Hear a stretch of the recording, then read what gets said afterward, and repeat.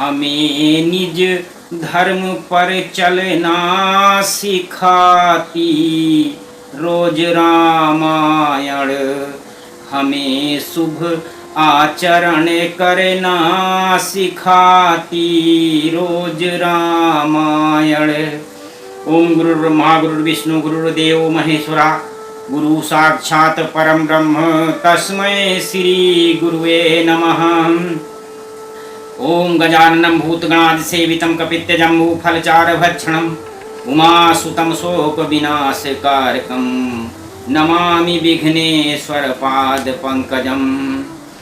तो आदरणीय प्रिय भक्तों, भगवान राम ने कलयुग में लोगों का उद्धार करने के लिए सबसे खास तौर से जो रामचरितमानस की व्यवस्था दी है उसमें सारे जीवन का रहस्य निहित है। और आज मैं आपको रामचरितमानस के प्रसंग में ले चलता हूँ, जिसमें कि पहले जात पात और धर्म जो है कुछ भी नहीं होता था, और भगवान राम देखिए किस प्रकार से हैं, उनकी कल्पना इस प्रकार से की गई है। कोमल चितयति दीन दयाला कारण बिन रघुनाथ कृपाला। भगवान रघुनाथ जी अत्यंत कोमल चित्त वाले, दीन दुखियों पर दया करने वाले और बिना कारण ही अपनी कृपा बरसाने वाले हैं। जाति पाति कुल धर्म बड़ाई। देखिए भगवान राम के समय में जात पात का भी और धर्म का भी और परिवार का किसी की बड़ाई नहीं होती थी, और भक्ति से मनुष्य सब रहते थे।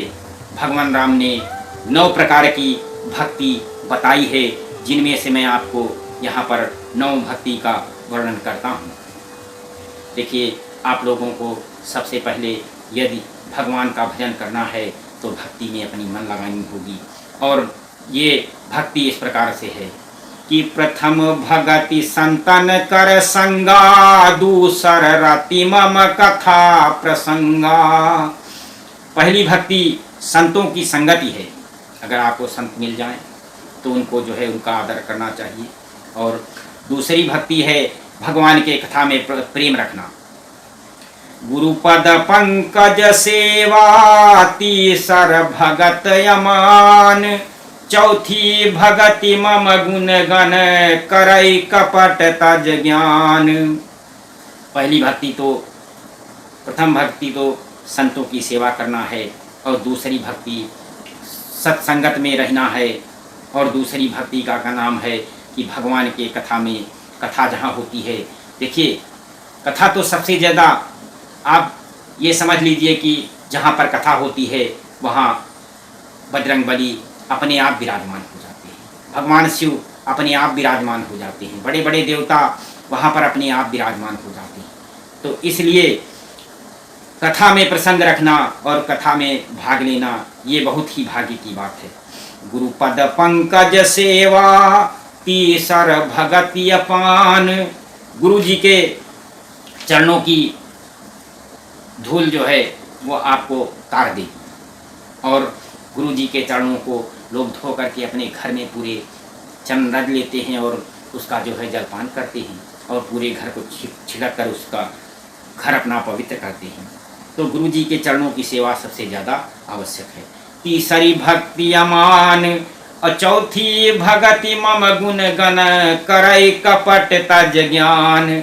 और चौथी भक्ति ये है कि जो है सबको छोड़ करके, छल और कपट छोड़ करके भगवान का गान करना चाहिए। तीसरी भक्ति तो इस प्रकार की है कि लोगों को बिल्कुल गुरु जी जो है ऐसे हैं कि जो कि भगवान से भी बढ़कर हैं। और मंत्र जाप मम दृढ़ विश्वासा पंचम भगत सुवेद प्रकाशा। पांचवी भक्ति दृढ़, भगवान में दृढ़ विश्वास रख करके, श्रद्धा विश्वास सबसे ज़्यादा आवश्यक है। यदि आपके पास श्रद्धा विश्वास नहीं है तो आपको कुछ भी नहीं मिलेगा। तो पांचवी भक्ति मंत्र को दृढ़तापूर्वक जाप करना चाहिए, दृढ़ होकर के विश्वास रख करके जाप करना चाहिए। क्षम दम नियम शील विरत श्रुति कर्मा निरत निरंतर साजन धर्म। छठी भक्ति इंद्रियों का निग्रह है। इंद्रियों को रोक करके भगवान में लगाना है और अच्छे स्वभाव बहुत कार्यों से वैराग्य और निरंतर धर्म पूर्वक आचरण करना है। सातम सम मोहि जग सम देखा मोते संत अधिक कर लेखा। आठौ जथा लाभ संतोषा सपने हु नहीं देखय पर दोषा। सातवीं भक्ति जगत भर को सम्मान से राममय रूप में देखना है और संतों को भगवान से भी अधिक मानना है। आठवीं भक्ति कुछ भी मिल जाए उसी में संतोष करना है। नवम सरल सम सन छलहीना मम भरोसा ही हरसन दीना। नवम भक्ति सरलता और सबके साथ कपट रहित बर्ताव करना है और हृदय में राम का भरोसा रखना